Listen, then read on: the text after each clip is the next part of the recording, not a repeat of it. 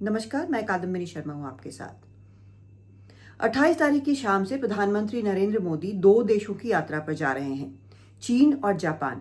वैसे तो सबकी नज़र चीन पर रहेगी क्योंकि रिश्तों में आई खटास के बाद पहली बार वहां पर पीएम जा रहे हैं, एससीओ समिट के लिए जा रहे हैं। लेकिन क्या बात होगी वहां पर, ये सबकी नज़र में रहेगा। लेकिन जापान की क्या अहमियत है वो आपको बताती हूँ। जापान जा रहे हैं पीएम दोनों देशों के एनुअल समिट के लिए। 2018 के बाद ये पहली बार है कि द्विपक्षीय बैठक के लिए पीएम वहां पर जा रहे हैं, मतलब 7 साल बाद। हालांकि मल्टीलैटरल फोरम्स में पार्ट लेने के लिए वो जरूर वहां पर गए हैं बीच में भी, लेकिन द्विपक्षीय बैठक के लिए वो 7 साल बाद वहां पर जा रहे हैं। पिछली बार 2018 में गए थे। तो दोनों भारत और जापान जो है वो एशिया के 2 सबसे बड़ी आर्थिक व्यवस्थाएं हैं 5 में से, और पिछले 1 दशक में दोनों के रिश्तों में काफी विस्तार हुआ है। इसमें व्यापार, निवेश, defence, science, technology, infrastructure, mobility, people to people contact, सांस्कृतिक आदान प्रदान, ये सभी चीजें इसमें अब दोनों देशों के रिश्तों में जुड़ गई हैं। पीएम इस दौरे में सिर्फ टोक्यो में नहीं रहेंगे, वहां से बाहर भी जाएंगे और एक बिजनेस लीडर्स फोरम में भी वो हिस्सा लेंगे। इसमें भारत और जापान के जो इम्पोर्टेंट बिजनेस लीडर्स हैं वो इसमें शामिल होंगे।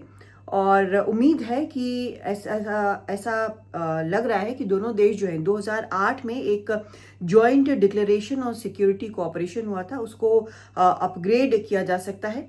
ये भी सुनने में आ रहा है कि एक इकोनॉमिक सिक्योरिटी इनिशिएटिव लॉन्च होगा जिसमें सेमीकंडक्टर, आर्टिफिशियल इंटेलिजेंस, ये सब चीज़ें होंगी। इसके साथ साथ क्रिटिकल मिनरल्स भी हो सकते हैं जिसके बारे में पीएम अब लगातार बात कर रहे हैं।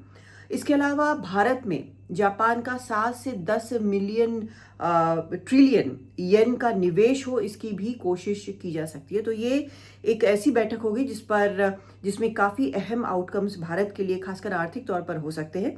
उसके अलावा भारत और जापान दोनों ही क्वाड के भी मेंबर हैं, और जो हालात बने हैं फिलहाल विश्व के, चाहे वो क्षेत्रीय हालात हो या फिर अंतर्राष्ट्रीय हालात हो, उस पर भी दोनों नेताओं के बीच निश्चित तौर पर बातचीत जो है प्रधानमंत्री शिगेरू इशिबा से प्रधानमंत्री मोदी की वो जरूर होगी। जापान दौरे के बाद प्रधानमंत्री जाएंगे चीन के दौरे पर। वहां पर एससीओ की बैठक है, शंघाई कोऑपरेशन और काउंसिल की, और वहां पर जो हेड्स ऑफ स्टेट्स हैं उनकी बैठक है। 31 और 1 सितंबर को ये बैठक होगी। आपको बता दूं कि एससीओ में 10 सदस्य हैं। भारत के अलावा बेलारूस, चीन, ईरान, कजाकिस्तान, किर्गिस्तान, पाकिस्तान, रूस, ताजिकिस्तान, उज्बेकिस्तान भी हैं। कई ऑब्जर्वर स्टेट्स भी हैं। पहले भारत भी ऑब्जर्वर स्टेट था, लेकिन 2017 में वो फुल मेंबर हो गया। और एससीओ की जो प्राथमिकता थी, जब उसका एस्टैब्लिशमेंट हुआ था, उस वक्त उसकी प्राथमिकता ये थी कि आतंकवाद, अलगाववाद और अतिवाद, ये जो 3 चुनौतियां हैं उसका सामना करना, ये प्राथमिकताओं में से एक था। आज की तारीख में भी ये बेहद अहम है और ये चुनौतियां अभी भी बनी हुई हैं।